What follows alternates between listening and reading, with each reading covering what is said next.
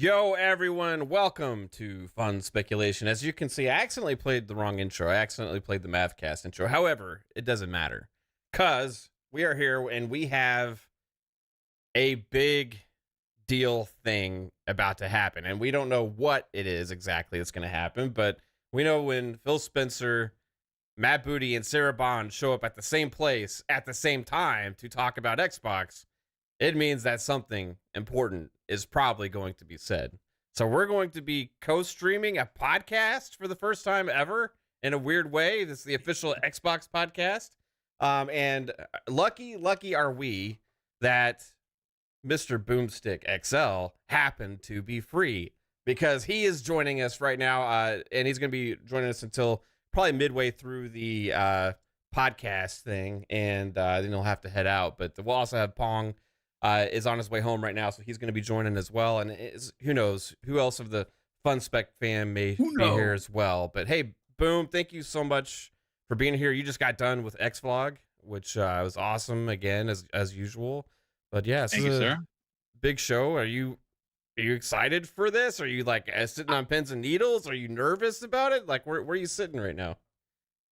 You know what? First of all, thanks so much for having me, folks, and a big thank you to the 1,100 people who tuned into X Vlog Live. Like, holy shit, that's Yeah, crazy. you've been breaking Thank you records so like much for that. every show the last couple weeks, man. It's been crazy, and obviously, I cannot thank the community enough. Look, here's the thing, folks.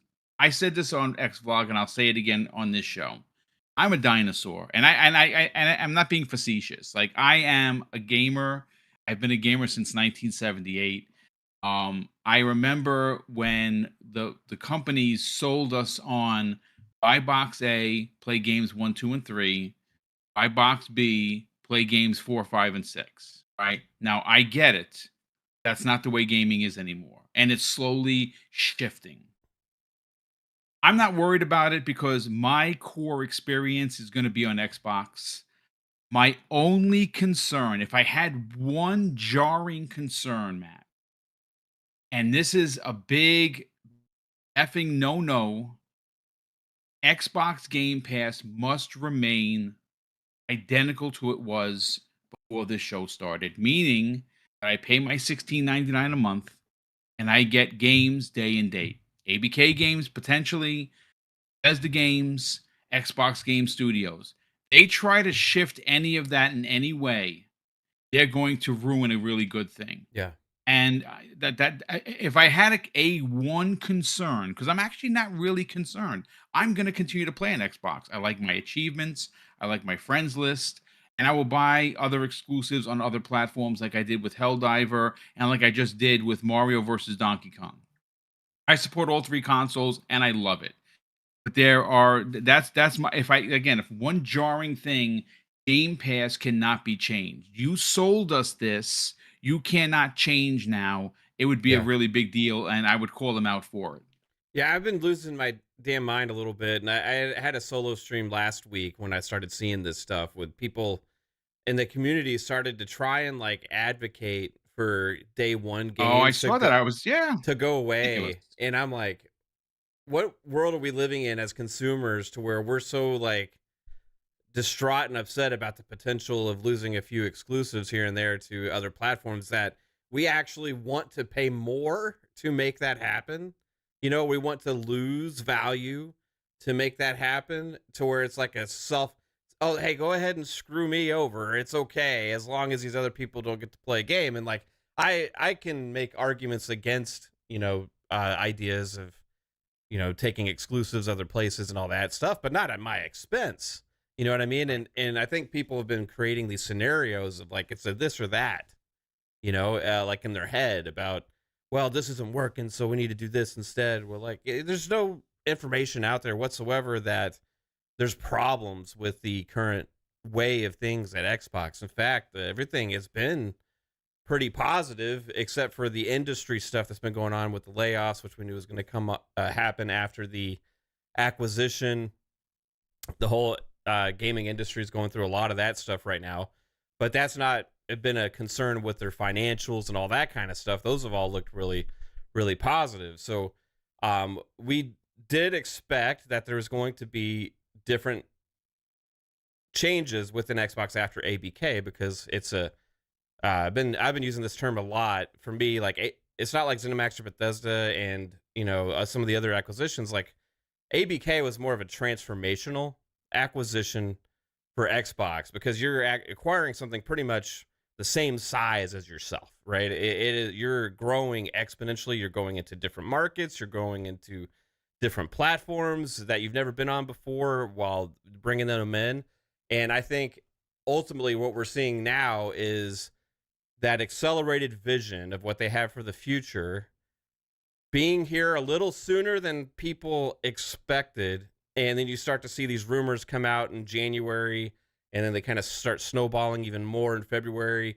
And then it's mass panic from the Xbox community about what is the identity of Xbox going forward? What are we? What is going on here? And then silence, right? Just silence from Xbox about the whole thing, which has been the most telling thing, that there's some fuel to this fire and something causing all this smoke. But then now we see Phil Spencer last week saying, hey, we're going to have an update about the future of Xbox, right? So we've been waiting on pins and needles, Boom, for like, what is this? Like, that's what you're saying. We're here, we're listening. We're going to have an update about the future of Xbox. And then now we have this podcast. They chose podcast form. They're going to be on the official Xbox podcast. But when I saw that it was the trifecta, right? That's when I knew that this was an important thing. This isn't just something to just kind of smooth things over, calm people down, or like say like, hey, this isn't happening, or whatever. Whatever they're bringing out to this will have implications on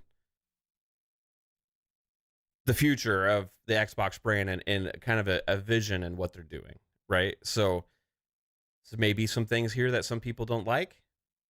There's going to be people, I think, maybe some people that have been spreading things out in the community may either be proven right or wrong, right, as well. But whatever happens here at this official Xbox podcast with Matt Booty, Phil Spencer, and Sarah Bond, I guarantee you one thing. There's going to be chaos on social media involving the Xbox brand and everything going on. And there's going to be a big time conversation.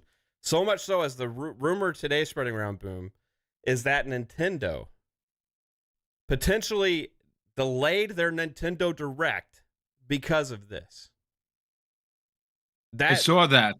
Now, do we have confirmation on that, or is that just a rumor? That's a Grub rumor right now, right? So okay, yeah, I did see Grub say that. Yes. If that's the case, though, that's pretty crazy to think that Nintendo would move out of the way for whatever this news is. Now, it's not, we can take it with a grain of salt. Maybe it was never planned for this week to begin with, because we never got an official news. But several different people assumed the Nintendo Direct was going to be this week, right?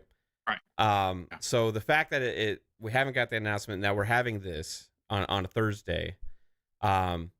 Wondering if there is something involving Nintendo here that they decided to wait on. That was going to be my next. Yeah, that was going to be my next go-to. As a matter of fact, what if the reason why there's a delay or a potential movement of the proposed Nintendo event was because something is going to be announced here that they're going to want to show off there. Does that make sense? Right.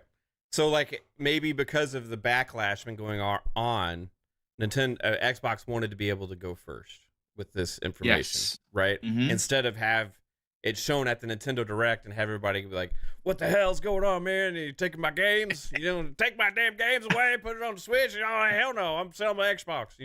And now that Xbox has a chance to deliver their message before that's shown, maybe. But like, would Nintendo do them the solid of postponing it, like for that either? Like, I don't know. It's interesting what's going on here. But we do know that Xbox wanted to have a good relationship with Nintendo for a long time, right? So that's not surprising. Yeah. Like, they've wanted to buy them, right? So when people said that some games are going to the Switch, that never that never surprised me, especially with the kind of games that they were talking about. But when you brought in like PlayStation, and then they stopped dropping names like Indiana Jones, and Gears of War and Starfield, and it's like that's pretty surprising, and I don't know if that's as far as they're going, and I think that may be where some of the rumors had gotten a little carried away, but we'll see. Yeah. Do you think that like obviously there's probably some truth to everything that's been being going on? Like, what do you think has been fueling all of that? What is the actual core essence of what Xbox is actually doing? Like what happened? Boom. It's interesting. And one of the things that's a bit perplexing is, when we saw those numbers, Mav, come out, right? Like they made a lot of money. Yeah. Uh we learned that Xbox has eclipsed Windows in order, which is Xbox has become the number three top earner in front of Windows. Like that is just madness to think about. And of course, that is due to the ABK deal, no doubt about that. Um, what I think really what fueled all of this talk was industry fear. And I say that, look, the gaming media is not Xbox's friend. I'm sorry, they're just not. We consistently see the digs and the kick to the ribs, and whenever there is something positive happening for Xbox, somebody's got to report something negative to kind of take the Yeah. shine off of the information. Whenever Sony's taking a shit, and they've been quite frankly doing that quite often, they figure out, let's shield the market leader because they're paying our, keeping the lights on. IGN, I'm looking at you. We know that PlayStation's good for 40+% of your ad rev. So, of course you're gonna, shield them from the arrows, and you do something negative for Xbox to get the the looks. I think really where this spiraled out of control, Mav, Yeah. was the insiders. Now, this all started with Nate the Hate. We all know that. Started out with, and it was a 7-day swing, which I find to be hilarious. Mhm. And this should go for anyone from now on until you hear it from the horse's mouth. Don't believe him, because Nate the Hate is he's pretty connected, right? That guy, he Yeah. he gets things right. He just does. And it was pretty funny to watch him go from Starfield definitely coming, my source, and my sources says so, to 7 days later, I'm gonna pull the tweet, and I'm not pulling the tweet, but I'm gonna walk it back because now I'm hearing some different things. And of course, him and Tom Warren are getting into it. Him and Tom Henderson are going back and forth. This spun out of control. Is there some truth to this? Well, we're gonna know in 16 minutes, folks, Yeah. what the deal is. I don't see a world, and I said this on Xvlog Live, folks. For me, being the old man in the room who has an ideology that's old and it's ancient, and I get it. I I don't see a world where it makes sense to put a God of War on an Xbox or a Master Chief on a PlayStation.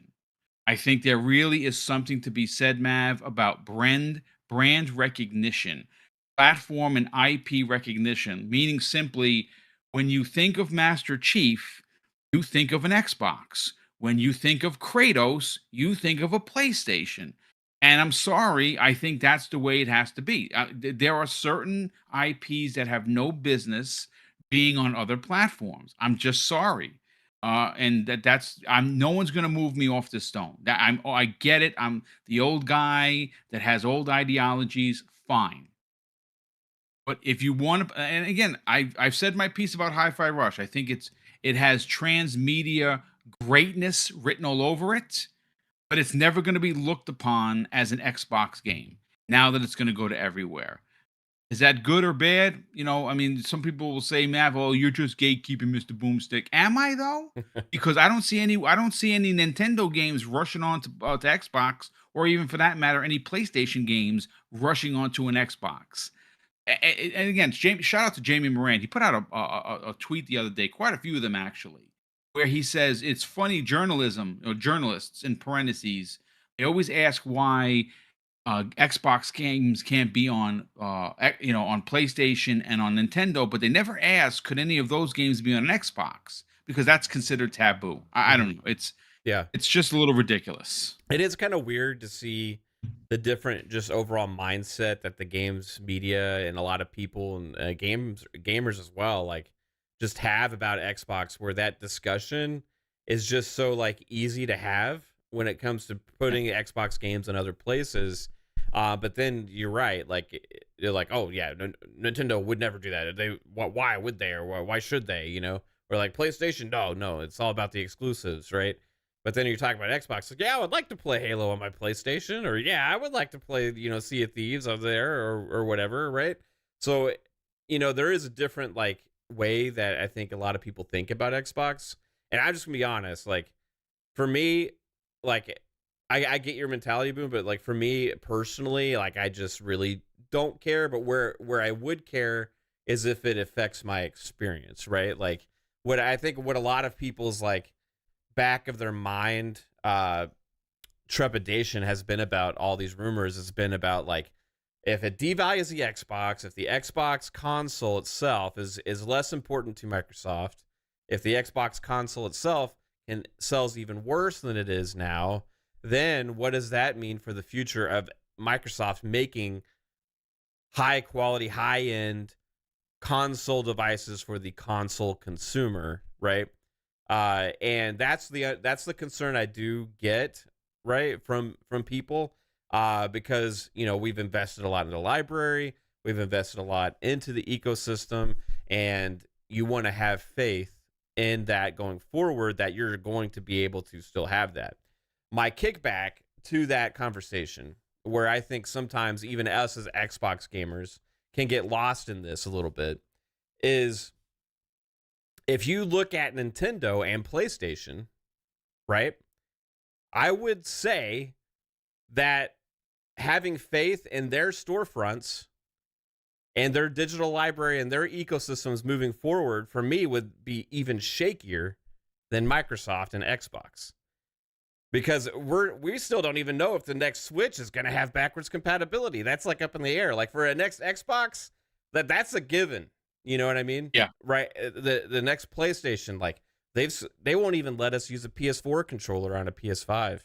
You know what I mean? Yep. Like PS3 games, you have to sign up to an extra tier of the subscription service to even be able to stream those. You can't play them natively because they didn't put the work in to do native emulation on the PS5 for the PS3, right? Like there's like a lot of reasons why I have more faith going forward, regardless of what happens here in the Microsoft and Xbox library and ecosystem, over the competition in the console space. And also for high-end hardware. Like look what PlayStation came out and said the other day, right? That they're branching out to all these other places. The thing about Microsoft that's interesting is because the console is where it's at in their ecosystem, PlayStation's like they desperately need the PS5 to succeed. So if it doesn't, that's bad for them. That's a lot worse than it is for Xbox. And that puts a lot more things at risk with PlayStation than Microsoft not selling as many Xbox consoles, right? So there's a lot of discourse going around, and the main things about the concern over the libraries and the ecosystems. Like I look at like everything that Microsoft has done within that space to innovate and push things forward way more than the other console platform holders, which we should be comparing them to, right? So it's interesting to talk about, but as far as having faith going forward, I don't really think there's any. I could be completely wrong, but I don't think there's really anything that they could say today that would make me lose faith in their ecosystem and their platform going forward, because they're so big now that they have so much at stake and so much invested into this and every reason to try and sell as many games as possible, right?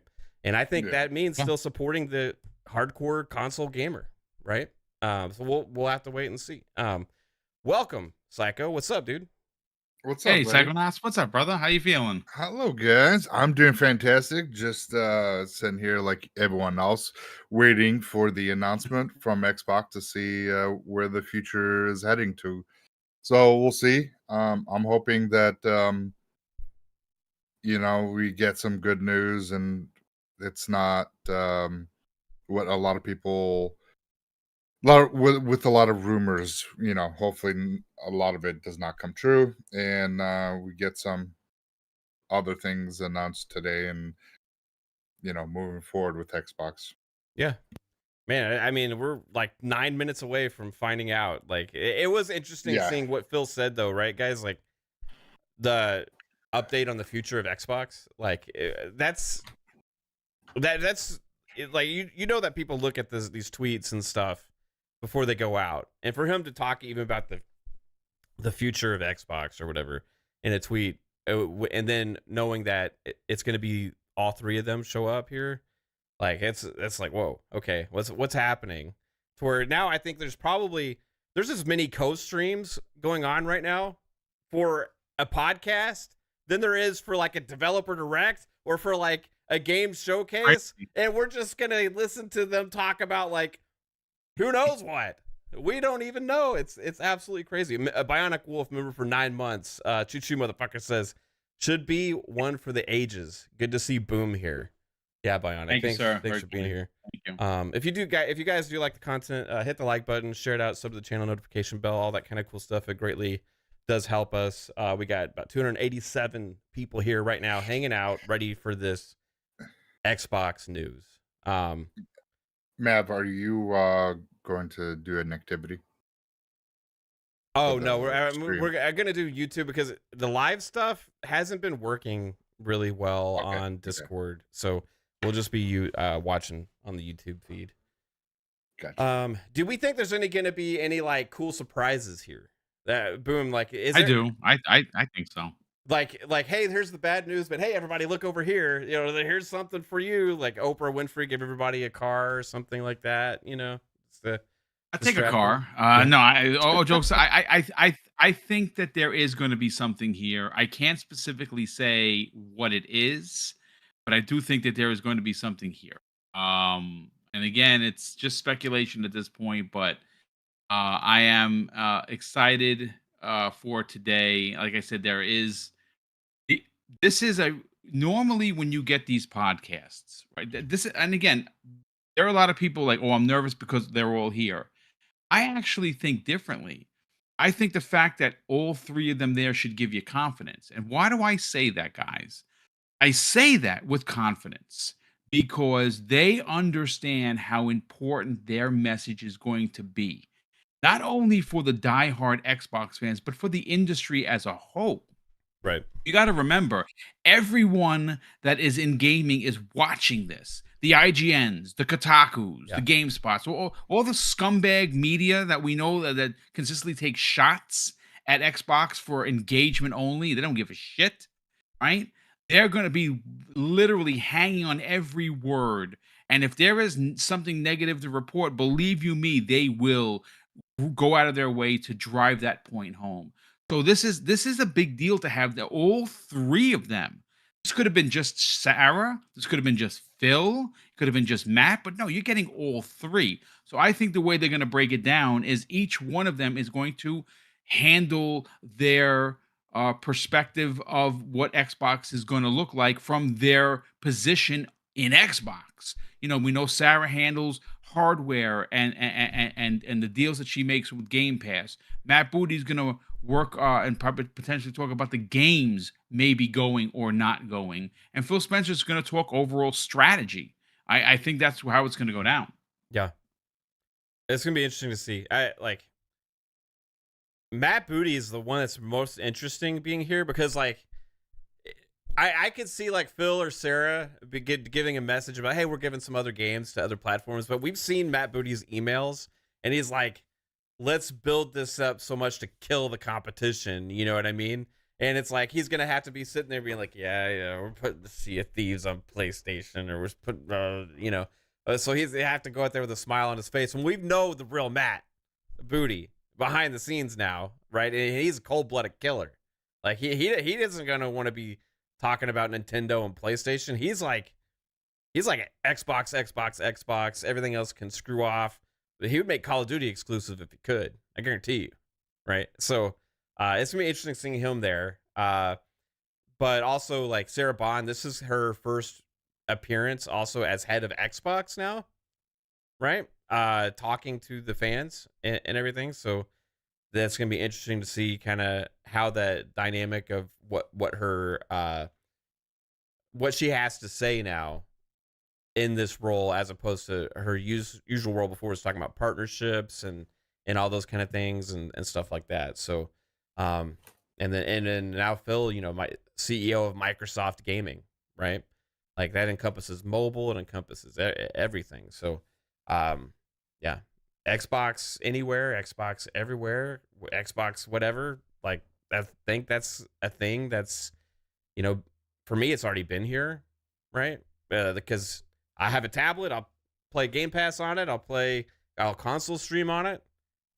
But like to the media, it's like they're just now discovering that that's a thing, and maybe it's because there's rumblings going on about whatever this update that we're going to hear is today. So it's gonna be interesting. Everybody in the chat, you guys rock. We got 3 minutes. Pong should be here soon. I know he's on his way. He's been trying to get here. So Do you have a hopefully he link makes to it this time. thing? Because I can't find it. What the fuck? There's not like a link. I'm on their playlist right now for their podcast, right? So Okay.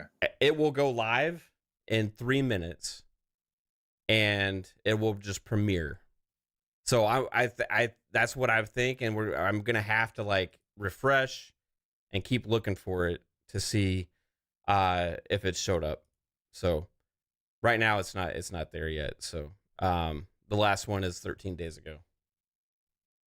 Man, is there anything here that would be like make you question, like have faith in Xbox's future? Well, I think if they talk about new hardware, and if they talk about going forward what it means to be a part of the Xbox ecosystem, and they have a path and a plan of what their mission is going forward, and it's not putting everything on other platforms. It's possibly smaller titles, maybe some multiplayer games. If they do put Halo multiplayer on other platforms, um, that's been their vision for a very long time. That Xbox, we all play together. No, what was it? We play, we all win. So I think that the bigger titles and single player storylines stay on the Xbox ecosystem, but possibly multiplayer aspect of the game, like with Halo, if they do have just the multiplayer side going to other platforms, yeah, it's a little disappointing because that's part of the that's Halo and Gears and other games like that. That's been their identity for a long time, and it would be very odd to see it elsewhere. But when games like Starfield and games like Indiana Jones and uh, Fable um, and what is it, State of Decay 3, things like that are single player experiences staying on the ecosystem, and Mm-hmm. talking about hardware could be a good thing. Um, again, you just don't want to see any of your first party titles going to your competitor. But at the end of the day, we don't know Oh, how the market is going. So here we go. with what Sony has said, possibly is a sign, maybe signs that saying that things could be going to other platforms, because right now, I mean, Sony's came out, says they're just having console is not sustainable. So if they're putting other games elsewhere as well, that could be the new future. And again, Microsoft is always the one that goes first, and they get Yeah. the brunt of it, and then everyone follows, and then it's like, oh, it's okay. Well, So it's Xbox. They've always been that way. It's live now, so we're gonna get into it. Pong, welcome, bro. Thanks for being Pong, here. how's everything, brother? Oh, you're on mute, bro. Good to see y'all.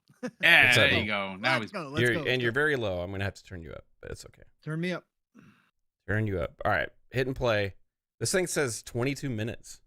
Okay, there you go. Hello and welcome to the official Xbox podcast. I'm your host, Tina Amini, and we have a very special episode today, as you can probably tell by the fact that I'm joined by Phil, Sarah, and Matt. Welcome.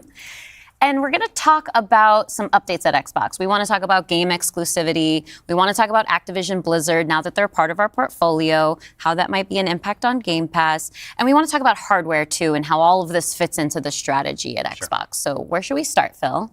Well, when we originally had planned for the show, starting back in December, I think we probably would have started with Activision Blizzard, maybe talked a little bit about the exclusivity with some of the news coming up, and then hardware. But we've had some unforeseen news that has come out. So let's just go and tackle the exclusivity question, because I know it's on the minds of a lot of people. We hear from the community, and that's an important input for us. So we made the decision that we're going to take 4 games to the other consoles, just 4 games, not a change to our kind of fundamental exclusive strategy. We're making these decisions for some specific reasons. We make every decision really with the long-term health of Xbox in mind. And long-term health of Xbox means a growing platform, our games performing, building the best platform for creators, reaching as many players as we can. We're always looking to learn as a leadership team and to grow. And we think this is an interesting point in time for us to use what some of the other platforms have right now to help grow our franchises. So we're going to do that. So these 4 titles, what are they? Can you say? I'm not going to name those games. The teams that are building those games have announced plans that are not too far away. As we know, game teams put a lot of energy into their announcements with the partners. So I don't want to take anything away from those teams. So I won't be talking about the titles specifically, but I think when they come out, it'll make sense. Can we say if either of those titles are Starfield or Indiana Jones? They are not Starfield or Indiana Jones. Well, what was the criteria in how the team was thinking about selecting those 4 titles? Let me start a little bit outside of that, and then I'll get to the 4 specific games that we're talking about right now. Because the fundamental decision driver for any decision that we make, anything we're going to talk about today, is the long-term health of Xbox. That we're running a growing platform that is reaching more players, that our games are having as much success as possible. And I do have a fundamental belief that over the next 5 or 10 years, exclusive games that are exclusive to one piece of hardware, are going to be a smaller and smaller part of the game industry. And that's not some great insight, because if you look at the last 10 years and what the biggest games are today, it's a natural place. Whether it's one console and PC, multiple consoles, mobile console and PC, you see big games landing on multiple platforms. And we want to be a great platform for creators that are trying to realize that potential. But now back to the specifics of the question on these four specific titles. We looked at games that are over a year old, so they've been on Xbox and PC for a while. A couple of the games are community-driven games, new games that kind of first iterations of a franchise that have reached their full potential, I'd say, on Xbox and PC. There's always growth. Franchises that we obviously want to continue to invest in.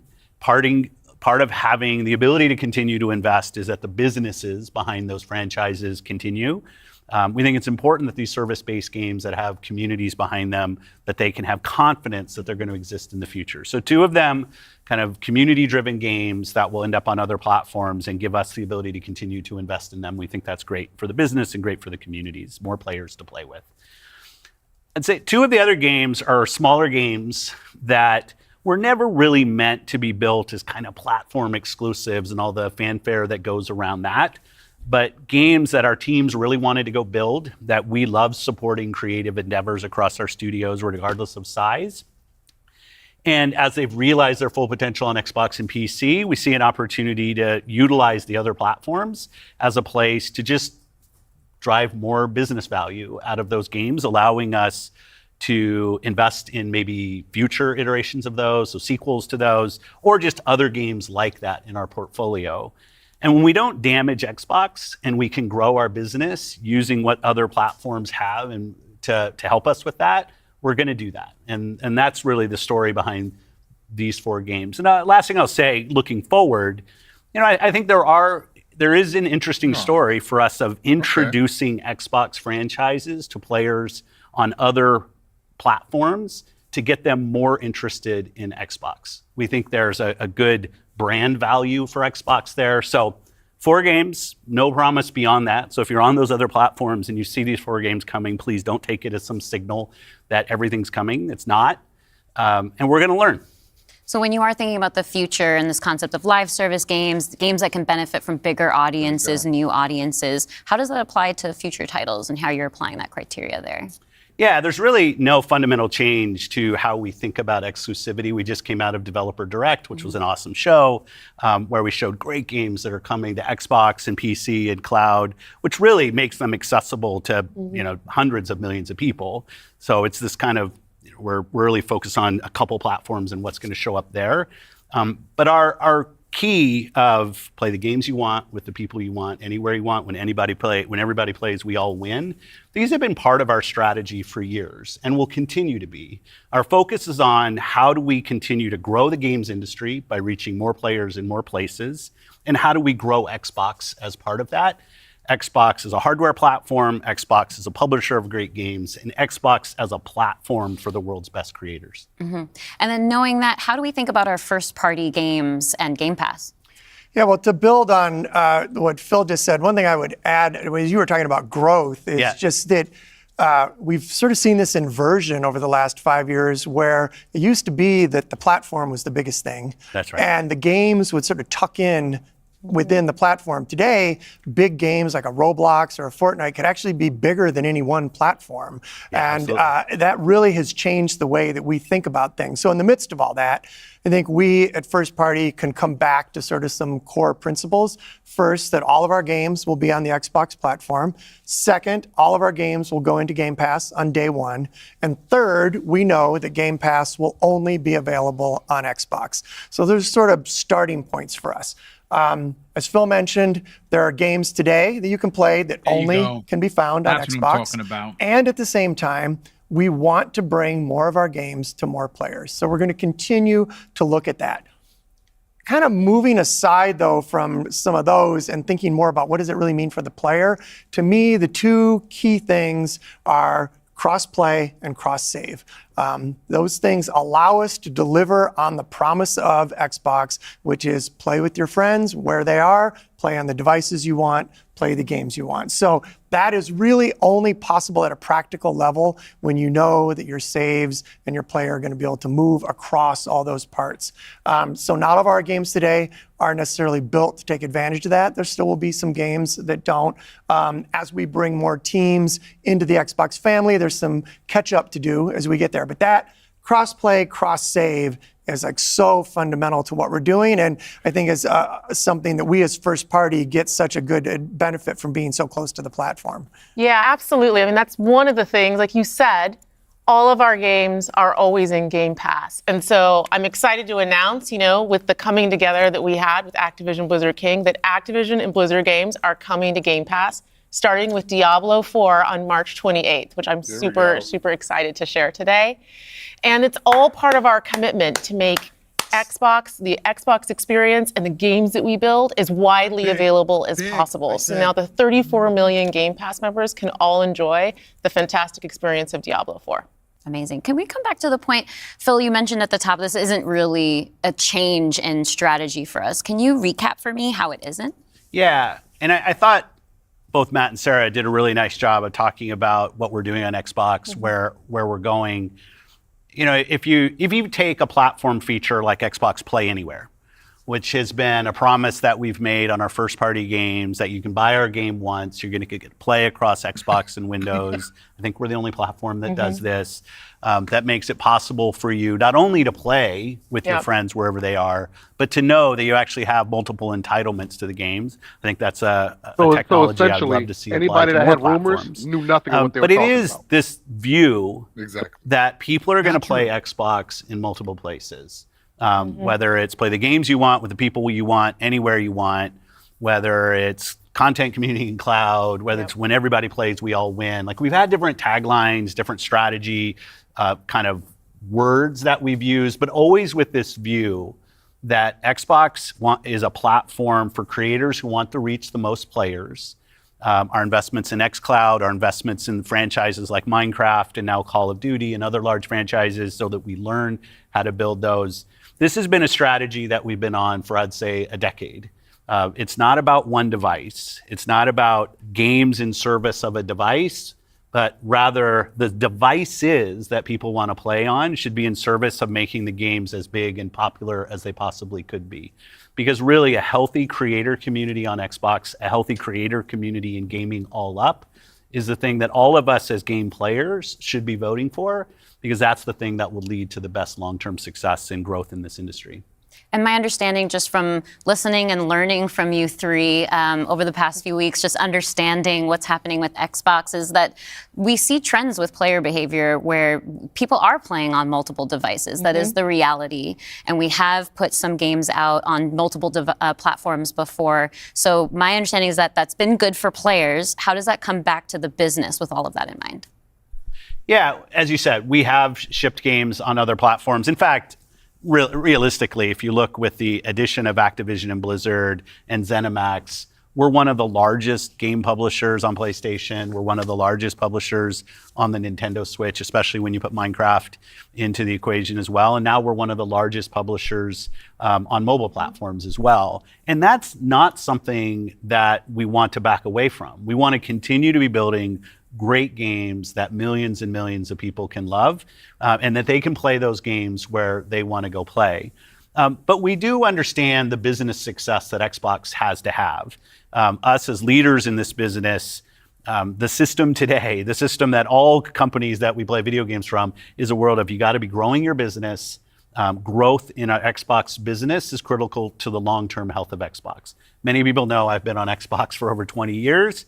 And I want to make sure Xbox is in the best position for the next 20 years. That means healthy player community, healthy creator community, and healthy business. So when we look at opportunities to allow more people to play, more people engage, more people to buy, more people to subscribe, it's all about putting Xbox in the best position. And our hardware is a critical component of that. The absolute best experience somebody has on Xbox is hardware that your team builds and that people play on. But that's not going to be everybody. We fully accepted that we're going to have Xbox players across all kinds of devices. So I think a lot of people think about 2023 as this incredible year for gaming. And in a lot of ways it was. There were some really amazing releases that I think we all enjoyed. But what were the signals behind the scenes that maybe indicated how we wanted to look at the future of Xbox and how we kind of keep up with the industry? Yeah, such a good question. And I think it's, as people who care about the industry, which I assume is people who are watching this, it was an amazing year. Some great launches, some of the games that I think will stand the test of time and people will be talking about a decade from now. But it's an industry that didn't really grow. And what happens when an industry doesn't grow? You end up with some job eliminations, which we had. We had even our own hard decisions to make about building a sustainable business for ourselves, but in no way were we alone in that. When you think about a healthy industry, I want players who believe that they will find the best games on the platforms that they love. I want people who invest their careers in working here to feel like this is a place that they can be successful. And that really is down to being part of an industry that is growing. If you listen to Lisa Su, the AMD CEO, she'll say that AMD-powered consoles are likely to decline in 2024. I think there's an amazing set of games coming in 2024, but if we don't get to growing as an industry, the industry will struggle. And today there's really two choices on how do you grow the industry. Do you say I have a fixed number of players, the players that we have today, and do I find new ways to monetize those players to get more money from the players that I have? Or do you think about how do I expand the business I have by finding new players and adding those to the base of players that already play. Our focus on Xbox for the last decade has really been on that latter point of how do we make sure Xbox is growing for our players, growing for our creators, so those people are finding success on our platform, which will grow the Xbox business and put Xbox in a position to be very strong for years and decades to come. Matt, earlier you were talking about these growing gaming communities, how they're incredibly large and comparable on such a different level when we think about console audiences. Like you mentioned Roblox, you mentioned Fortnite. So how are we're obviously thinking about our responsibility, our hardware responsibility is supporting the growth of gaming communities. How has that actually shown up for the players? Are there other games we can speak to from our portfolio? Well, as Phil mentioned, I mean, two of the biggest ones for us, Call of Duty and Minecraft, I mean, they are driven just from the bottom up by the communities of people that play those games, which is so great. I think about it, for the player community, it comes down to where are the friends, where are the people you play with, and then equally important is where have you built up your library of games, right? Where have you invested? Where's that library? I think those two things probably are some of the biggest influences on where people choose to play and what devices they choose to play. Yeah. When we think about, on the other side, the developer side, just any game developer wants their game to find the biggest audience possible. That's just the nature of building a game. You want people to enjoy and participate in what you've made.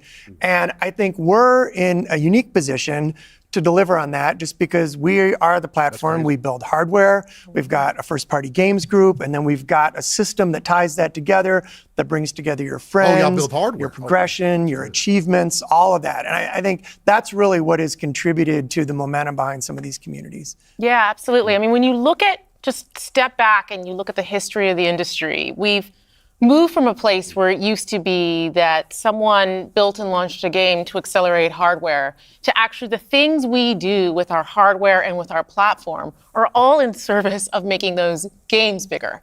And we think about that across all of the investments we make, the consoles we build, the investments we do with things like cross-play, cross-progression, the things that we're doing with cloud. How do we actually give more options to game creators so they can have the greatest success? I think one of the fun recent examples about this is actually Pow World. Pow World was able to launch, they were a game preview, they launched in Game Pass, they also simultaneously launched in Steam. And through the combination of those things, Pocket Pair was able to have this outsized success, and it was the largest third-party Game Pass launch ever. And that's all because we give creators options on how they can launch their games. We've got subscription, we've got retail, we've got free-to-play, we've got game preview. We have the consoles, we have our experience on PC, and they can access all of those things. And when we step back and we just look at the performance of our platform all up, we know it's working. We're at the highest level of users on console, the highest level of users on PC, the highest level of users on cloud ever. We have double-digit growth rate on PC and cloud, places where we're enabling creators to actually reach new players beyond the console ecosystem. And that's why we're leaning into it and doing more, because we see all those signals. So we're talking about the role that hardware plays for creators, for the games and those communities. What about the role that hardware plays for us as a business, for Xbox? When we look at our hardware, it really is, and Phil said this earlier, it's where you get like the most flagship seminal experience of Xbox. And it also represents a developer target. Our developers can build the specs of our hardware, and we invest to make sure they know when they do that the games are going to run great on our hardware, but they're also going to be able to be accessed across any screen because of all the other investments we make. So we're giving them an easy way to access as many players as possible. And we actually have more creators right now building for Xbox than ever before by nature, thousands of them by nature of those investments. And we got more to come. There's some exciting stuff coming out in hardware that we're going to share this holiday. Oh, and wow. we're Phil, also tell- invested in the next generation roadmap. And what we're really focused on there is delivering the largest technical leap you will have ever seen in a hardware generation, which makes it better for players and better for creators and the visions that they're building. And then when we're talking about hardware too, there's these other considerations that are really important to our community, probably to each one of ourselves as well. When you talk about library, because I want to dig in on that a little bit more. As we talk about cloud in the wider entertainment industry, there's conversations about streaming. How is that impacting how I own my content that I've invested in? So what can we say about our stance around game preservation? Yeah, one of the highlights for me of being in this position was getting to stand on stage when we announced the back compat coming to Xbox One. Like, it was fantastic. People were reading the teleprompter before I could read it. I'm a slow reader, and just feeling the energy in the auditorium as we were saying that, and online. One of the cues I think us as being part of Microsoft take is looking at Windows and how Windows over decades has maintained software compatibility with things that are built on it. Like, I can still go back and play some of the games that I love playing on Windows from decades ago, and it will still run. And we try to bring that same view to consoles. It's harder in console because the line between what the hardware is and what the game is in consoles is traditionally, it's tighter, which makes compatibility, you end up doing these generational compatibilities that we've built. But I will say compatibility, the ability to not only play the games, but my saves are still there with our cloud save systems to try to keep the services up as long as we can so that people can play, is a tenet of what we are as Xbox. It's at our foundation. And when we look at future hardware generations and what we're going to support, making sure that we respect, which is the word I use, respect the investments that people have made in Xbox going forward is fundamental. And the fact that you get entitlements when you buy a game from us on both Windows and Xbox also means you have the ability to play that game across a multitude of devices, which I think furthers the compatibility of the games that you own. Can we go back to what Xbox stands for today? I think we've pretty much covered all of the elements, but if you could break it down for me. When you play on Xbox, what we're saying is you're playing on a platform where the biggest games in the world are always going to be. You're playing on a platform where you get to access Game Pass. And all of the games from our incredible range of studios will always launch in Game Pass day one. And you're playing on a platform that's dedicated to you, like player-first features, cross-play, cross-save, cross-progression, backwards compatibility, being able to play your games in your library anywhere you want because of the investments that we make in cloud gaming. And so you're playing somewhere where you're investing and you get to take the games forward with you and across all of the screens where you are. And I think most importantly, Xbox is a place where when you're investing in Xbox, you're investing somewhere that is dedicated to making games more successful and creators more successful so that they can invest more to bring even better experiences to you all of the time. Yeah, just that investment in the studios is so, and we feel that as part of first party with the platform proximity. It's kind of amazing now to look out across all the studios we've got and just be reminded that we're now one of the biggest development organizations in the industry. What does that mean for players? It means that the biggest games are going to continue to come to Xbox. And this 2024, the year coming up, we've got more than 10 major releases coming up. Great stuff. Hellblade 2. We've got Diablo expansion. We've got Avowed, Ara, the Indiana Jones game. And there's more in development, which I think we're going to be able to share more about at our June showcase coming up pretty soon. Well, I guess I should get ready to work on that show. Well, thank you all for showing up on the podcast today, and we'll see the rest of you this June. Yeah. Thanks, Tina. Thank you. Well. Games in this podcast range from E to M. Well, ladies and gentlemen. Xbox is still going to live. Yes. Our Xboxes didn't just fry before our eyes? What the hell is this all about? What was all the chaos all about? 2 small games and 2 live service games? You guys are full of shit. What has happened in this community over the last couple weeks was all for nothing. Okay, real quick, Mav. Nothing. Real quick, Mav, because you got to go off. Real quick, what did I miss in the first 5 minutes of me? Because you said 2 live service games and 2 smaller games. 2 live service games and 2 small games. What was announced? They didn't say which games. They're they didn't only say which 4. Yeah. 4 games only are going to other platforms because they've hit their ceiling on Xbox. 2 are live service games, i.e. potentially Sea of Thieves, Grounded is one of them, makes sense. Right. The other 2, and those are his words, smaller titles. Smaller titles are going to make their way, but they're going to let the Hi-Fi Rush is one of them. The other one I heard was Pentiment. Makes You know what I mean? sense. That would make sense. Yeah, Yeah. and then Right. so that's the it. other So live service exclusives game, still rule. don't know. It could Yes. be Grounded, could be State of Decay, could be Killer Instinct. anything like something more multiplayer community focused that's been out for over a year already. Yeah. Right. KI. Right. Over a year. So over a year, and that includes the small games as well, right? And they said the small games that weren't meant to be like, console mover, like big exclusive, like sell the brand type games. Things that right? make business sense. Yeah. Yeah, they're Basically, they're help yeah. try and grow those games. Like I'm just this is stuff they've already done before, right? Yeah. Well, But this is look. I got to run, Mav, but let Yeah. me just get out of here Go with ahead. this. Get your bars off, This is thank you. This is exactly what they needed to tell us. This if you are an Xbox fan that was concerned about losing your identity, this should have easily, based on what the big three said, there was no confusion, there was no side jabbing. They didn't try to trick you with words. They gave it to us. They told us what their plan was. They said 4 games. That's it. Games that made sense. The whole thing of Gears of War is going, and I love the fact that Tina Amini actually said, is Starfield and Indiana Jones going? And Phil said straight up, they are not going to other platforms. There you freaking go.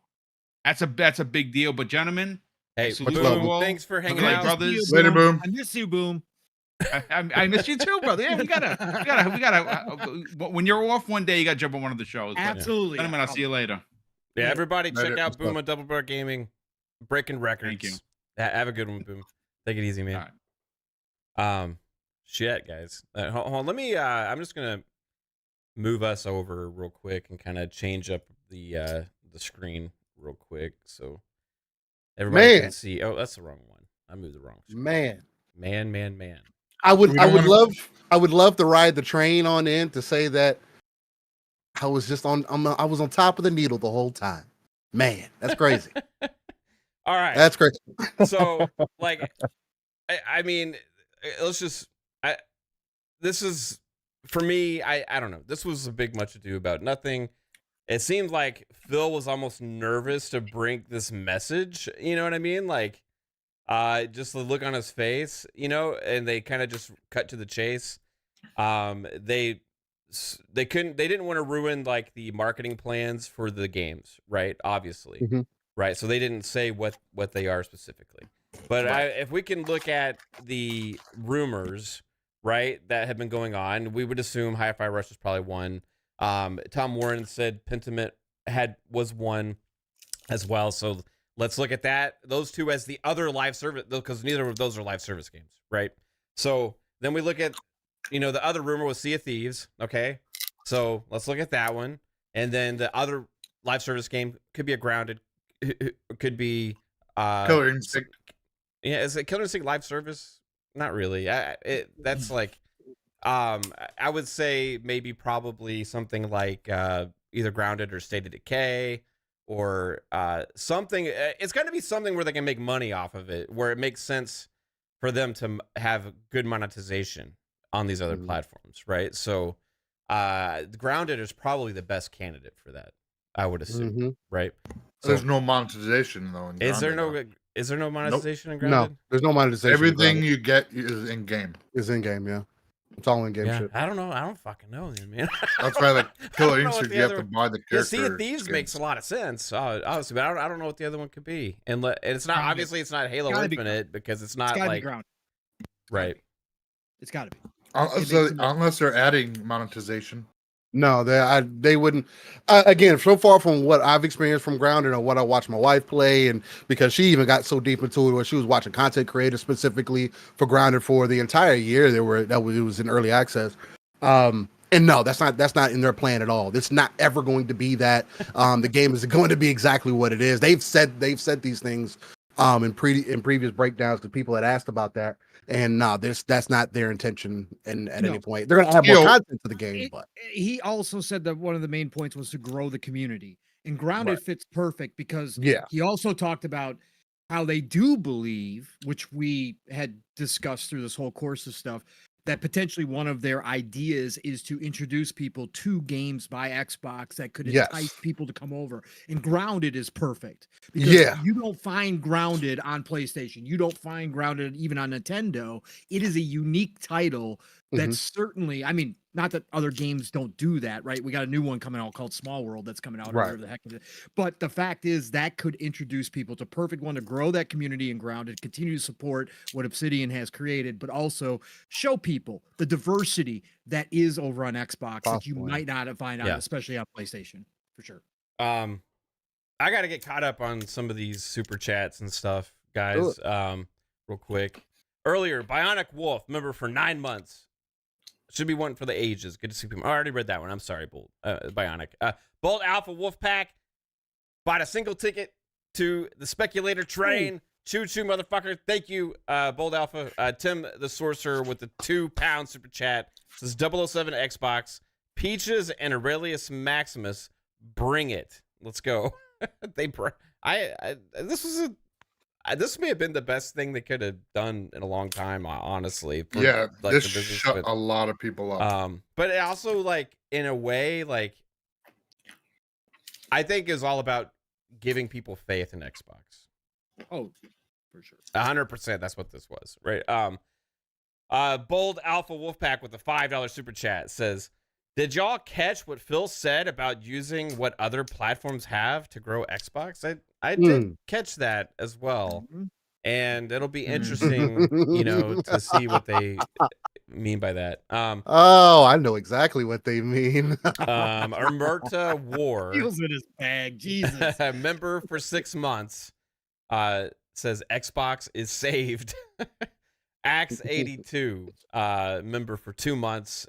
Appreciate you. Said choo choo, motherfucker. Diablo 4 is coming. Yes, was way earlier than I even anticipated. March, end of March, right guys, before the DLC. Diablo 4 hitting. It's that little gift that I said that they should probably do during the show. It was beautiful. Yeah, just a little bit of fun there. Listen, we got Bold Alpha Wolfpack with a $5 super chat. Says the 3-headed Hydra of Xbox coming out to display nothing but strength. Get ready. The Lord Roughness with the $5 says, wow, so much good news. I'm high-fiving all Xbox gamers right now. So much bullshit rumors. Xbox are pretty much doubling down on their message. Let's see, we got Sanchez MTZ Gaming. It says Mavrant. Thanks for the member for 8 months. Let's see, we got Bold Alpha Wolfpack hit us with a 5 that says that this the dawn of the future Steel and Pong talk about on Living Split Screen, where you just play wherever you are. To Hiroki Toki is talking about multiplat too. Yeah, that is the CEO of PlayStation now, or president, whatever. Lord Roughness with the £5 says, wow, so much good news. I'm high-fiving all Xbox gamers right now. So much bullshit rumors. Xbox are pretty much doubling down on their message. Web Dave with the $2 super chat says, unleash the Mav rant. Mega panel, hit the like button. Yeah, thanks for being here as well, Steel. I wasn't 100% sure if you're going to be able to slide in, man. I was running behind, but I slid in. Earlier, my wife was in the chat. She said, when I said Phil seemed nervous, she was like, no, he's just annoyed that he had to come on and tell a bunch of man babies to shut the fuck up. I mean, I didn't see the first 5 minutes, but a lot of the energy that they were having, this didn't give off energy like, oh, we were in a boardroom arguing. This more so came off like, yo, these people really don't know what the fuck is going on. Like, I've gave the feeling Steel that they won the tug of war. Maybe. Again, I can't even take that into consideration anymore because based off of this, and again, I'm taking it in a vacuum. And again, that could be right that they won a tug of war. I don't even want to believe that even happened because everything else has just been debunked. All the things that we've been talking about for the last 2 weeks that it could have possibly been a problem or what somewhat of a rumor didn't even hit remotely close. So why would I believe now that, oh, there was an internal fight? They're doubling down. I just can't hear those people's information anymore. So even that part of it, I don't care who it came from. Even that part of it doesn't make sense in the scope of this conversation. Because in a $3 trillion business, like you made the point, Pong, If the bean counters really had that much impact, then they would have said, no, here's the compromise. This doesn't seem like a compromise. This seems like this is what we're doing. We're going to double down and tell you what we're doing. And this is the kind of the path at least that's the way that it came across to me. I'm at a point with it, with the time that I've been in the community. I don't want to hear anything from these rumor people anymore. That shit is so much BS. You got people flaming themselves up over literally nothing. Yeah, the whole thing, like, responsibility. I heard, I hear what you're saying, Pong, but like, this was stoking the flames like to another level here, like as well. But like, so you had like, okay, first Hi-Fi Rush, then Sea of Thieves. Oh, then it's what, Starfield. Oh, then it's Gears of War. Then it's Indiana Jones. You know, and it's like, okay, everybody's like, what the hell's happening right now? And a lot of people who don't have that personal responsibility, like we did lose our cool here because we were like, let's wait and find out what's actually going on, right? But a lot of the people were like, I'm already selling my Xbox, right? That's their problem. Yeah, it is their problem. It's their problem. But like, I sold my Xbox over this. I'm just saying, like, come the fuck on, some of you people, you engagement farming son of a bitches that are out there stoking this up so much to actually cause this amount of chaos, even though there's a little bit of smoke, considerations, all this kind of stuff, to cause this much damage that you've been trying to cause over the last few weeks to a brand that you supposedly love, that you've been supporting and talking about for years, propping them up to go scorched earth because of a couple of fucking rumors over absolute dog shit nothing. What is the point of all of that? And I love this community, but I do feel like there is some bullshit that happens sometimes for the expense of at the expense of the community, for the personal gain of some of the people that are promoting that shit, and it does damage not only to the brand that they supposedly love, it does damage to the community, and they can all fuck off with that shit because this was not real. It's like the motherfucker in the airplane. This was not real. You motherfuckers were delivering bullshit, scary propaganda out there to get everybody riled up, and now you can sit there and look like a fucking dumbass that you are. We get Diablo 4 coming to Game Pass March 28th. 10 games? Did y'all hear this shit? 10 games. All they did here was double down on the same message they've been saying for fucking years that we already all knew about. This was pointless. I'm just saying, like, I am glad that this happened because we got some cool news out of it. But man, it's just crazy. Anyway, Game Pass Dad, thanks for being here. Thanks for being here, Game Pass Dad. You made it. For a minute.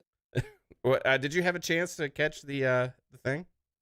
I watched like most of it. I watched it on like 2 times speed, like in between taking calls at work. But yeah, it turns out it was a big old nothing burger with some confirmations of the things that we already expected. And a lot of people made some stuff up that got out of hand. So I think you're saying what a lot of us feel right now, for sure. Yeah, I'm sorry. Maybe I've come across a little too hard on some of the people that just felt like they were trying to do service to the community. But I'm just saying, like, I honestly feel like it was a bunch of bullshit. And there was some, because of the things that they had, right, to announce that they knew was coming. They can't just come out and they say, oh, it's all lies. Right. You know what I mean? So, like, they're caught in a rock and a hard place. And they ended up choosing this kind of format to just lay down what the actual facts are. I'm not going to go and roll with they actually got the change behind the scenes and all this stuff. Yeah, I don't think so. I don't buy that whatsoever. I think to me, what I kind of got from this is that whatever was told to quote unquote insiders is that there's possibly a couple games coming to other places and they didn't know exactly what it is, possibly because whoever it was that gave him the source or info wasn't sure themselves, so they just ran with whatever they could. And Xbox era led with Starfield. Yeah. Well, that's Oh, the and then Xbox they era. doubled That's down not on that's it. that's extremely That's- specific. That it's not Yeah. just them They though. had That's what I timeline. mean. It's not just them. It was other people I who were, I know, my sources but behind the scenes were saying but Starfield. that just tells you that there is if there is sources, then they didn't know, and they're just going with, well, if one person said it, I'm gonna follow. It's just the following sheep, well, it's the hive mind mentality. Like, if one person talks bad, everyone starts talking bad. So if one person starts rumors, they're all gonna start rumors, so they can be one-upping one each other, so they can be like, oh, one of us is gonna get it right. Who is gonna be? And apparently none of them got it right, except for Grub, where he did say Sea of Thieves, which possibly could be the game. But I mean, that was a 3-year-old rumor that he went with. So Well, he also know. said Gears of War also. So I mean, he was throwing things at the wall there. no, he was, because he was, he's a content creator and he got to get clicks as well. So he, Well, and that's what it felt like a lot to me, is that like people who were usually in the know, or people who knew things before, like felt like they were pressured to, or just decided to speculate without thinking about the impact that their opinion on something could have if they start Yeah. spouting things as And the facts. thing- yeah. And the thing is, that with what I got from this, we didn't get like they shifted their messaging, or they're like, okay, there's outcry in the community, or we gotta change what games are coming and stuff. I didn't get that, because it just how they were presenting themselves and how the message came across. If this was the plan all along, again, we won't know 100% if this was indeed the plan all along. Maybe there was That's the one problem title, too. That's what we said. but Like, we'll never fucking know now. You we'll know never what I mean? know. Like, People muddied the unless- waters for sure. yeah, like but now if they announced it, then we reacted, right? They'll maybe never do it again or whatever. But that's still that one game would happen. You know what I mean? well, But, this like, could have showed Satya like, oh shit, I don't like exclusives, but exclusives do keep the lights on at Xbox. So they probably had a compromise with older titles, one-off titles, things like that. Which to me, Hi-Fi Rush, if it's Hi-Fi Rush, Sea of Thieves, possibly Grounded, and Pentiment, if those are the 4 games, and that's it. I mean, that's it. They said those are only 4 games. And, Then- and I don't think that falls outside the scope of what they've said to us before of what their plan is or what would make sense with these other publishers. But I mean, I think it goes to show that we need to wait until they actually say something, because Xbox has shown that they will communicate with the community. Like, yeah, it wasn't immediate, but they decided, all right, we got to figure out what we can say to the community. And I feel like they were crystal clear in their messaging. But also, it's like, at what point of like, it's been like 5 years of them rebuilding from like the release of Game Pass, even longer than that, like since like 2016 at least, that they've been rebuilding their image. Like, at what point are we going to actually trust that, or at least like the community as a whole, or like other gaming like communities going to start to trust that Microsoft and Xbox are doing what they're saying they're going to do? but that's like, yeah, that's interesting, Bob. You saying that, because like that's where I've been having such a big disconnect from so many in the community that are just ready to jump ship on this thing. Because it doesn't make sense. I have that faith, because they've been doing like what they've been saying. Like, they built this ecosystem. They do a lot of the stuff that they talked about here, like this. What they like they're talking about the cross-play, cross-progression, compatibility, moving things forward. Treating the gamers with respect, and I'm like nobody else has been doing that way. You know what I mean? Like, and Sony doesn't even communicate with their audience, right? And we've been getting so much of that, and I'm like, why is everybody freaking out and just ready to jump ship over some rumors like that? They haven't even had a chance to say anything, and like that was like telling for me for a lot of these people about like why they are interested or invested in like the content that they're doing, talking about Xbox as well. Like it just didn't make any damn sense. I mean, like, at a certain point, Xbox has a limit as a content creator as to how many eyes or clicks you're going to get on your stuff. And you definitely probably are beholden to certain opinions about things, or else your audience might turn against you. But if you're saying, like, even the people who are ready to, like, quote unquote, jump ship, and they're like, oh, I'll just enjoy my Xbox games elsewhere.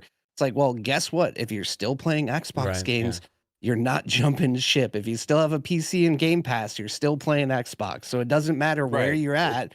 Like these things are still benefiting you in one way or another. Even if the the articles that were coming out yesterday, Bob, all over the Yeah. place about Xbox anywhere thing is like this new thing that they're going to be pushing, and it's like they've been talking about that shit for Right. years. Like, And then Sony's earnings report, which I mean, someone on Twitter did point out to me that like IGN was even inflammatory with the way they worded some of the things from that. mhm. But it's like even Sony is like turning face now with their rearrangement, and they're starting to focus more on games like their biggest games everywhere. It's like like Microsoft is just ahead of the curve with this one. Yeah. Pong, are you But there? even 'Cause then, you're- it's not like we're getting Halo on PlayStation, so people are panicking for no Right. reason. what if Halo Infinite is one of the live service games that's over a year old? That would still be crazy. Like, That would be crazy. I mean, I think like they said like no big like movers for the ecosystem, so I feel like that wouldn't be the case. But like, I still think Microsoft and Xbox consider, like, even though Halo is probably underperforming because of the way that the launch was just completely botched, in my opinion, like it is in a really good place now. It's a really strong game. You can play it on Steam. You can play it. I'm pretty sure. Can you play multiplayer on cloud? Because that's like the Yeah. main experience You now. could. can play. You could. could. Like it's not Yeah, but advisable. No, not at all. There's a reason why I haven't tried, but it's like you can play across the Xbox ecosystem. Like it is still a console seller. There are still Yeah. people that probably feel nostalgic for Halo and either pick up Master Chief Collection, which is still on sale on Steam right now. I actually bought it recently so I can mod it, and also like Halo Infinite. Like that's still a mover. Like they're not gonna just give away the golden goose because we only sold 20 million consoles Right. or 20 to 30 million. Like there's still 120 million people in the ecosystem, and to me this is just saying that like they still have a very healthy business and they're committed to making sure that whoever publishes games on their platforms reaches the broadest audience. So no matter how many consoles they sell, people are still going to work with Xbox because they're providing a great marketing avenue for these games.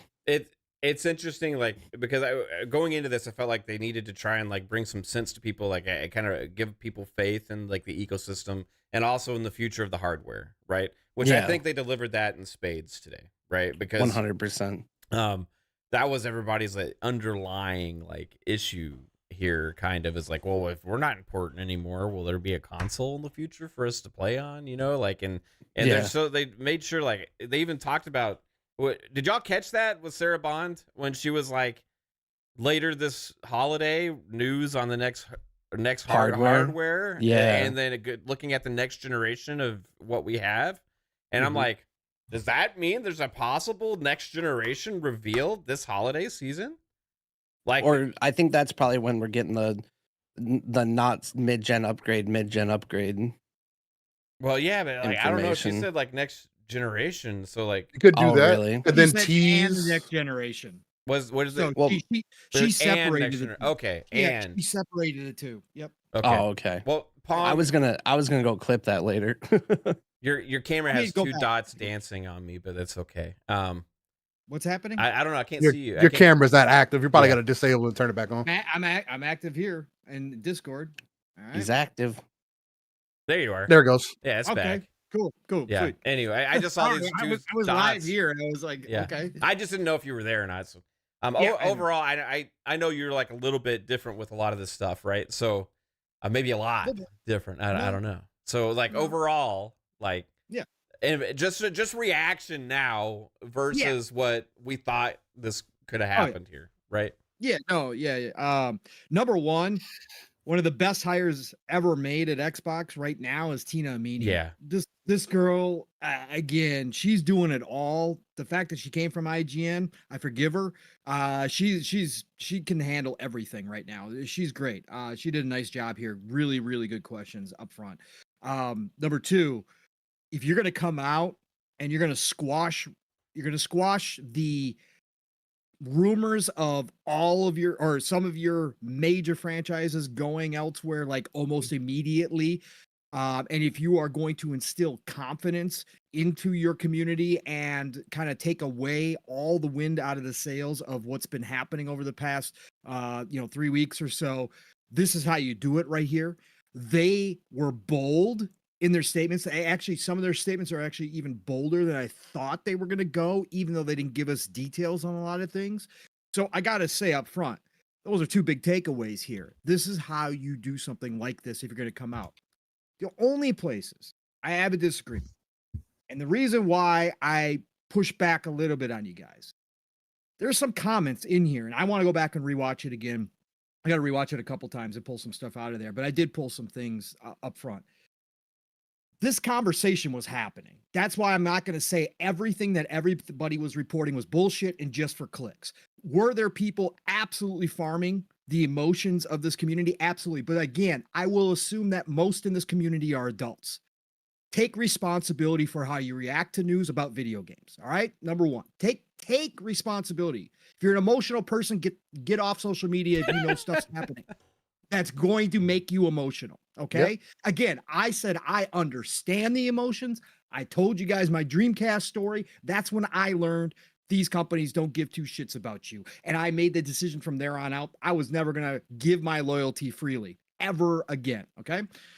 So, but what I will say is I do believe some of the stuff was true. I believe those discussions were happening because if you heard Phil, he did say, I believe in 5 to 10 years that exclusives will become a much smaller part of everybody's ecosystem when it comes to the video game industry. That we means know that future, that Psycho, that's not true. Because if we knew that, right, people would not be freaking out right now. This would be a natural evolution that we all talked about. It might be quicker than we thought. Xbox might be the first one out the door, like we talked about, but we would all, most people, if they understood that, would be like, yeah, I saw this coming from a long time ago. No, that means it's still on the table. I also want to read this. Tom Warren posted this as well, directly from the question that Tina Amini, the follow-up question, when Phil said that he wasn't going to talk about the 4 games, right? He wasn't going to name the 4 games specifically coming right now. And her follow-up question was, you mentioned that Starfield and Indiana Jones aren't a part of the 4 despite rumors, but will those ever come to PS5? Can you rule that out?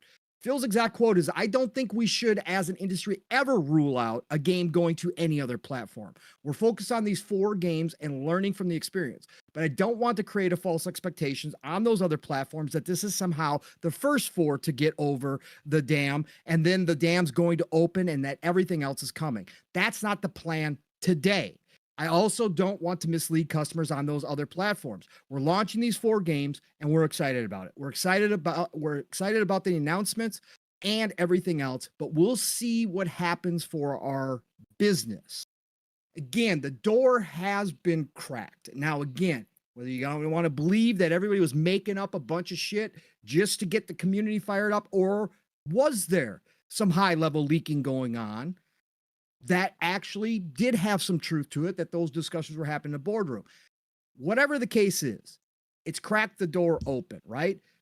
Again, I'll go back. I'm not pouring water over the celebration. Yeah, I talked about this. I mean, I agree with you, but like, I think those are things in discussions for the future, right? And like, it's interesting that this was all brought out now, you know, to make everybody, it kind of create this like panic moment. But I feel like I don't think this is like a pullback from them. This seems like something that was planned. Right. And that's one perspective, right? That's one perspective to take. I think that plans are still up in the air, and I think there will still be discussions going on about what's next, because Phil's points about bringing games elsewhere to other platforms to grow community, to make a healthier Xbox ecosystem, obviously by getting those people on other platforms to buy the games. These decisions could be made on other games, even if they're not happening now down the road. Why I'm saying all this, again, this isn't to pour water on what was a great, again, no, pour water. This is awesome.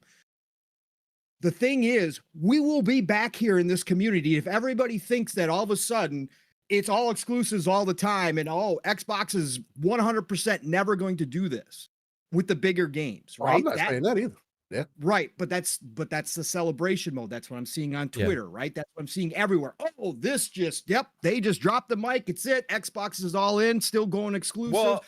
Games here and there. That that can change at any time, and it's nothing wrong with it, as we've talked about, because it's the evolution of them, as we've all had this conversation about them getting to more places. And Phil, during this conversation, again, as I brought up earlier, pointed out that they do believe there is value in bringing games elsewhere to entice people to come into the ecosystem. So all that being said, just let me wrap up here, Mav, and I'll again, I'm just sitting back, again, taking the satellite Well, view. we're gonna have a show tonight too to talk about all this again. I know we are. These are my upfront kind of ideas here. But I will say this: the doubling down and the absolute bold comment statements, especially from Sarah. She 100% confirmed, and this is the one thing that I said I thought might change, right? Was Game Pass. She 100. Now she didn't talk about pricing. She didn't talk about structure, but she did say that all of the games underneath their umbrella will come to Game Pass day one. There was no exclusion of Call of Duty before she made that announcement of Diablo. There was no talk of making things, maybe some games don't show up. And then later she also said all of our studios day one, right? She said that again. One. Yeah. Yes, she said that again. You've now got that on record. Not to say that businesses haven't broken their promises, but you now come out when you know the community's fired up and you lay that on the table. Huge. Number two, the fact that they, of course, didn't go into detail, but the fact that she's going to come out and one of the most watched Xbox presentations probably ever when it's all said and done. I can guarantee you there was a bunch of people from all over industry. But do you think that from the industry? Just a real quick question. Do you think that's important for them to get this message across with this many eyes on it? Because there's so much stuff I've been seeing reported lately about stuff that's already been messaging for years that it's just like people are like, it seems like so much news from Xbox gets like overlooked or people don't really understand what it is. And with the amount of eyes that are on this because of the amount of drama been going on, like how can the IGNs, the GameSpots, the other big games media, or like anybody out there that are writing this article not see this and understand what the vision is and what they're doing, right? Correct. And it's not anything really new. Yes, they're cracking the door for a few exclusives going over. Yeah, is something, right? But it's not what jumping off the ledge thing that people were trying to make this out to be as well, right? So like, of course not. And that's where it's like, okay, all the doom and gloom people like ready to jump off the ledge here. Like, I feel like this was ultimately in a weird fucking way. Yeah. And we could see this. I don't know, because I haven't seen anything online yet with people's reactions to what's going on or the news or articles or anything. But in a weird way, from what we saw here, right?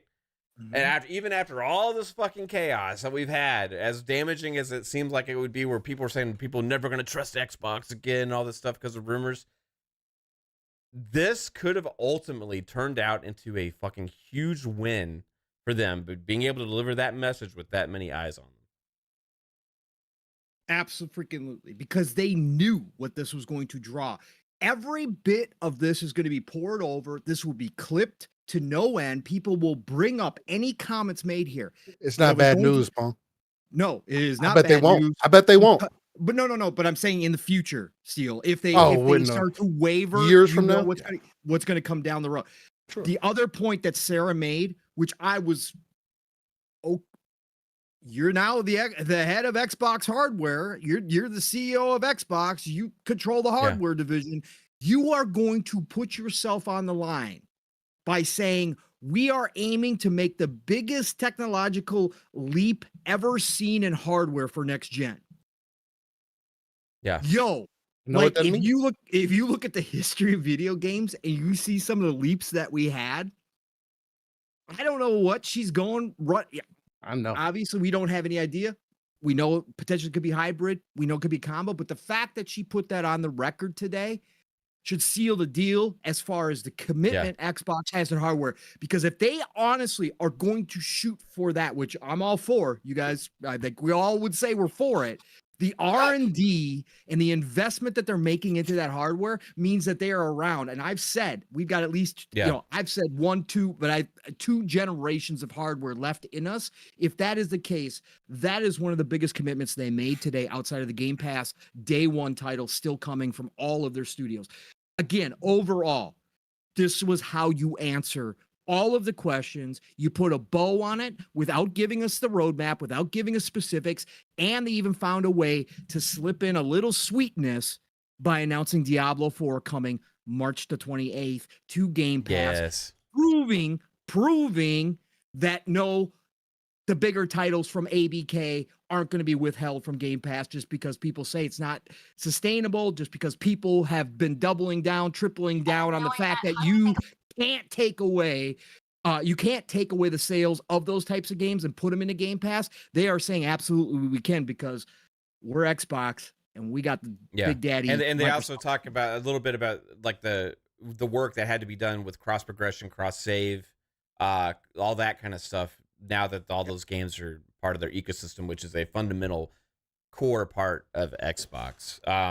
So also, guys, Ducato hit with a $5 super chat, said people should have just kept gaming instead of posting themselves and acting like man children. Then Ducato gifted 5 Fun Speculation memberships. Choo-choo, motherfucker. Thank you, Ducato. Bold Alpha Wolf Pack isn't going to be outdone because he hits us with another 5. Fun Speculation membership gifted. Thank you so much. I know you guys don't want us to be selling coffee to you on stream during an event like this, and that greatly helps. Appreciate each and every one of you guys. But man, we got a show tonight, and that's going to be in 3 hours time. Pong Soul and I will be live for PM in the PM. But yeah, this was pretty fucking crazy. 34 million Game Pass subs also got mentioned. So that's about kind of what I would have expected. Is anybody surprised by that? No, that's where it's been saying, everyone's been saying it's about that 34 million. It could have plateaued for a little bit. Yeah, they'll probably get more and more as like more of these games drop. Well, they're in a lull right now for first party. When you get games like Indiana Jones, it's a big IP, Blade, those, when more and more people start realizing, the only way to play these games is through Xbox. Oh, they got, what's this, Game Pass? All those games could be on the service, and they check it out.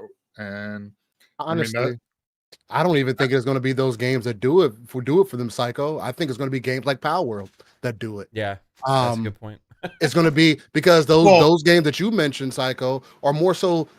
They're more so the icing on top, right? Sure. Again, I'm just going to continue to be consistent.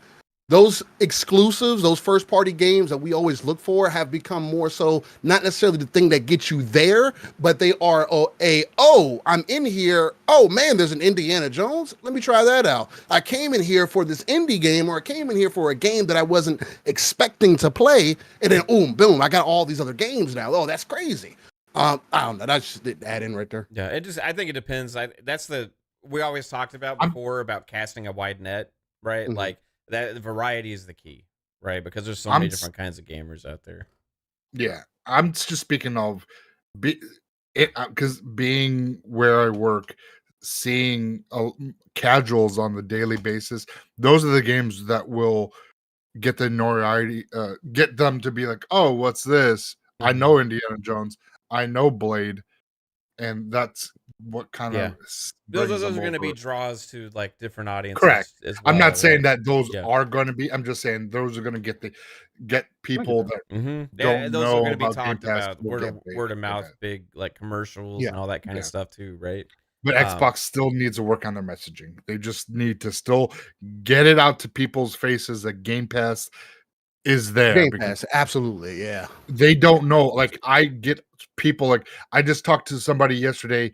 He's a PlayStation fan and he bought a Series X, and I was talking about Game Pass. He's like, nah, I don't like downloading games. I'm like, it's $1, dude.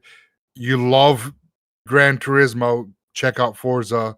motorsport, and things like that. And he was like, yeah. I was like, all the games that he wanted to get, I was like, that's Game Pass. Game Pass. He's like, are you fucking kidding me? I'm like, no. Yeah.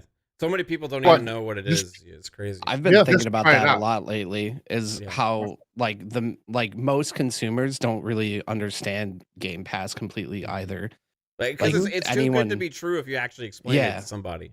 You know what Yeah, I mean? it's like $15 or $16, $17 a month now, whatever it is. I don't even pay attention, but Yeah. it's just like, yeah, the fact that you can download all these games like at will, they're like, oh, so it is just like Netflix. Like I literally every time I talk to someone new about it, I feel like I have to like re-explain because I just like tell people like, oh, if we're gonna play games, I'm like, it's on Game Pass, and they've never used it before. They're like, oh, well, I don't want to do that, or like I don't want to pay extra. Like they have different reasons, but fundamentally, these are like gamers that I'm like collaborating with on Twitch or like playing games together with. They even like gamers that are playing games all the time on other places, PC or PlayStation, Nintendo, do not completely understand what Game Pass is just because they don't pay attention to it. But Mhm. the more games that we get in Game Pass and on Xbox that make them want to look over here and be like, hey, what's that game?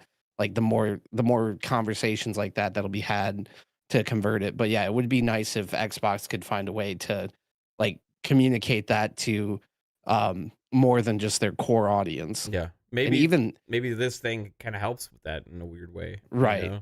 Well, Like- I feel like yeah, if, like from how they communicated today, like it was very clear what their plans are, and I feel pretty confident going forward. Like I can agree with like Pong saying that like the fact is that it's a business. Like they were probably talking about all sorts of titles that could possibly be, and they probably analyzed like what the benefit would be versus like the loss that they would take from doing so. Like I'm sure every big company does that at all times, but yeah, I mean, I feel like they can't even really communicate this to their core audience really either. Yeah. If like out of 120 million Xbox users in their ecosystem, only about that would be like a quarter of them are actually taking advantage of the value that is Game Pass for whatever Right. reason. But at the same time, we're only 5 years into this, and Mhm. I do feel that we're just now starting to get into that stride of having the value reiterated to us on like a quarterly basis with these bigger releases and like these big partnerships. So it could just be a matter of time before a larger portion of that market's actually accepting of it. So I want to great points, dude. I want to kind of go through here and talk about some of the big rumors that have been going around the last couple weeks that were just completely debunked right now, right? Game Pass games being no longer day one from or ABK games also not being a part of Game Pass, right? Mhm. both of those we're starting to spread around the community like big time.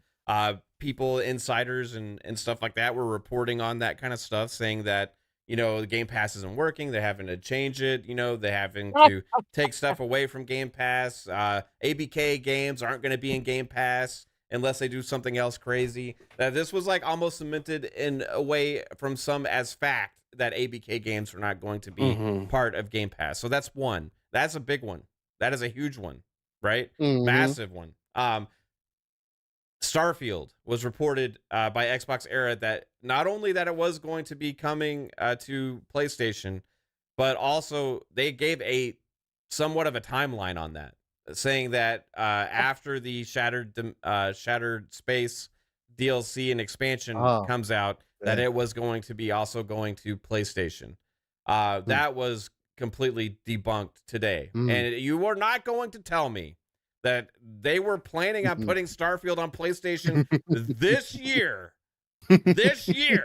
and all of a sudden they decided, nope, never mind. People freaked out too much. We're not going to do it. I refuse to believe that. Now, they could have had talks about doing something like that in the past, but to be reporting on it that it is happening this year, that was completely and utterly debunked. It was bad info, fake news. It was bad information that was put out there. Indiana Jones rumors, never cemented as fact or that it was going to happen, right? Just it was a consideration, but that one is not happening. Those are the three that we can actually look at and say are debunked. right? Now you have Hi-Fi Rush and Sea of Thieves. Okay, give them some credit there, because it looks like those are probably happening. Tom Warren with Pentiment, that probably could be a thing that could be happening, right? But the other things that were pushed out there, people also pushing how Xbox is failing and all these other kind of things, and they're bankrupt, and all this other kind of stuff is like, they're talking about the next 20 motherfucking years here, people. They're talking about the future hardware. They're talking about your ecosystem, talking about all the things that we know and what this community has been talking about and why we like Xbox a lot. And that they just kind of doubled down on all of that. And now, yes, there's a couple other things that going to a couple other systems, which I've made the case before. That is, for me, not too unusual, because they have done this before in the past as well to test the waters on things. So will it open in the floodgates in the future? I think only time will tell, right? But a lot of this was made to be a panic moment for a lot in the Xbox community, and debunked. I wish I was Mythbusters right now. We're Mythbusters right now. We're just debunking things, myths, right? Fake. Yeah, did not happen. All right, everybody, we got a show tonight, so got to get out of here because we got to take a break. Pongsul and I got PM of the PM in 3 hours time.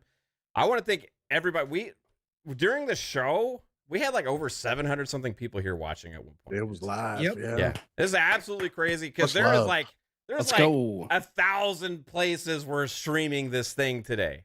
Like, it just, everybody was streaming this thing. For you guys to show up and choose to hang out with us means the fucking world to me, and I appreciate each and every single one of you guys in the chat. Remember, if you did like the content, hit the like button, share it out, sub, notification bell, all that kind of cool stuff greatly helps us grow. For everybody that gifted memberships or donated with a super chat and all that kind of stuff, you absolutely rock as well, and I hope I did not miss anything, and never hesitate to tell me if I do, but thank you all for the support here on Fun Speculation, and I hope you all do catch us later for PM and the PM tonight, where Pongsul and I will tear each other's throats out, going back and forth on what we thought of this show tonight. But yeah, Psycho, tell everybody where they can find you, bro. Thanks for coming out, everybody. It was not the doom and gloom that a lot of people thought it was going to be, but you can find me on social media everywhere, Psychonauts 8. You can find me Monday, Tuesdays, and Fridays on the Fun Speculation Network. 10 o'clock on great shows, and better be here tonight. What time is your show? 9 o'clock? 7 6 o'clock. 7 Oh, p.m. Eastern. Jesus. 7 o'clock, folks. 4 p.m. and a p.m. Yeah. Dude, it is what it is. Have a good one, guys. Thanks, Psycho. Steel, bro, I'm so happy you hopped in. You brought amazing energy during the stream and after, dude, as always. But yeah, tell everybody where they can catch you and Pong on Saturdays. And also, you got a new thing happening on Sunday. Yeah, there's a few things going on for sure. First, I'm just going to run with my manacle chuckles as I continue this stampede I got going on right now. I don't know. I just it opens a lot of interesting conversation, and again, I'm excited to get into it in the future. So, with that, yes, Saturday mornings, live a split screen, 9 a.m. Central, 10 a.m. Eastern, and 3 p.m. UK time. Come check us out. Sunday, we will be starting with my brother 3-Bit. Pixelated Echoes. It's going to be 2 p.m. Central. So definitely come check us out there. And Tuesdays, you can find me on the Xbox Factor podcast with Mr. Boomstick XL, which I think we're going to have a pretty interesting conversation coming up on this Tuesday. So, but nonetheless, definitely tune into PM to PM tonight. A lot of fires probably going to be there. A lot of, interesting opinions, I should say, which always makes for good conversation. Appreciate you, chat. Appreciate you, panel. And much love to you guys. Thank you, Steel. Appreciate you, bro. Game Pass Dad. What about you, bro? Where can people find you? Yeah, I'm glad I was able to jump in and chat with you guys about this in real time for the first time during the day here. But focusing on my YouTube, Game Pass Dad, if you guys are interested in any of my commentary or sketches, and I also stream on Twitch under Game Pass Dad, or find me on Twitter and also here usually on Fridays and sometimes on Mondays. So always a pleasure to see you guys. Thanks for having me. Yeah. And watch PM in the PM tonight and all of everyone else's stuff. Thank you, sir. Appreciate you, Bob. And Pong Soul, what about you, man? Great show. Glad to be here. Glad I could get out of work and make it. Chat, you guys are absolutely incredible in here. All the familiar faces, some new people. I saw a couple of people make comment that they had flicked through other channels. This was by far the best. Appreciate those types of comments. Thank you all for bringing the energy. It's been a wild 3 weeks. We have some answers, and we've got Xbox doubling down. It's competition time again, and we can start talking about the games, which we all said was the most important. That's why none of us on any of our shows were freaking out about this. We were having good conversations, but at the end of the day, it's about the games, and this industry continues to move forward. What a fascinating time to think that we would have a Xbox official podcast with Phil, Sarah, and Matt sitting down to explain the future of Xbox. I never would have guessed it. Never would have guessed it at the beginning of the generation, but here we are. So thank you all for being here. Again, join us tonight. PM in the PM in just a few hours. Mav and I are going to get down to business. Again, I'm going to go back and rewatch it. Yeah. Take some more notes on it. I definitely want to do that. It's pretty short. So tonight on PM the PM, maybe we can kind of just play through some segments and then stop it and discuss what they talked about, right? That would probably be good for the show. Like really dissect that thing. Absolutely. I think it's going to be fun. So join us again tonight. Hear more about this. We might even have a couple conversations about some of the other stuff going on because there is other news. PlayStation yesterday dropped a bunch of bombshells, bro. We will roll that in tonight to our conversation because it's all coming together with kind of how we saw the future maybe. So anyways, thank you all for being here. Again, Xbox Ultimate on Friday night, tomorrow night. It's going to be a great conversation with the rest of the fam, of course. Saturday morning, Living Split Screen, me and Steele.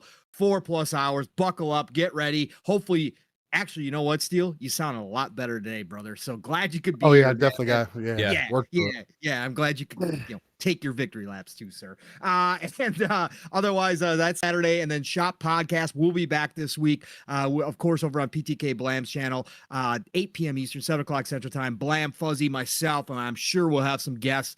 We'll be finishing up and wrapping up your week, kind of taking it all in and obviously seeing as the dust settles where it's all at. But be there for the shop on Saturday nights. Listen, y'all, it's the golden age of gaming. As we've continued to say, get out there, play what you love what you play, because there is 1,000 games plus out there to dive into right now. Easy. Get out there, play what you love what you play. I'll talk to you all real soon tonight. Yeah. Everybody, thank you so much. If you're new here as well, schedule for our channel: Thursdays, PM in the PM, 7 p.m. Eastern Time. Friday nights, Xbox Ultimate at 10 p.m. Eastern Time. Mondays, Fun Speculation Podcast, 10 p.m. Eastern Time. And for right now, Tuesdays, Fun Pop, which is movies and TV shows podcast at 10 p.m. Eastern Time. But then you can catch us going live for sometimes random game streams, or also solo rant type situations when I get really triggered. But I hope y'all have a good one. Peace out, and we'll see you tonight for PM in the PM at 7. Bye, everybody. Bye, everybody.